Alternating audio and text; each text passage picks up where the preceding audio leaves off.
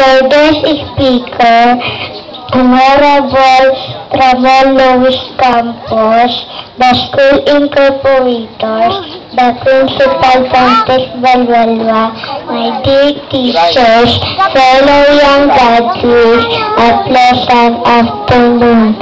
Ayon sa mga darubasa, ang edukasyon ay isa sa mga kailanman ay di mananakaw ng sinuman at isang matibay na susi tungo sa tungo sa pagkamit ng magandang kinabukasan. This event marked another momentous step towards excellence on the succeeding ladder of academic struggle. Today, as we embark on the successful realization, we will be inculcated that our education will be another great contribution to the future. Education that will open up a better world amid this cutie community. Sabi pa nga, ang kabataan, ang pag-asa ng bayan, mapapatunayan natin ito sa pamamagitan ng isang puspusang pag-aaral at pagpapalaga sa buhay. Subalit, paano natin maisa sa katuparan ang mitiin ito?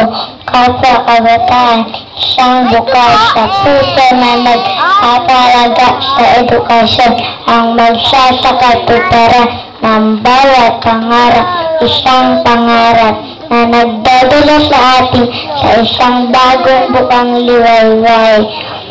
My fellow graduates, we should be glad of what we are now. The legacy is the true treasure that we can inherit from the noble purpose of education that will open up a better world amid this fantastic community.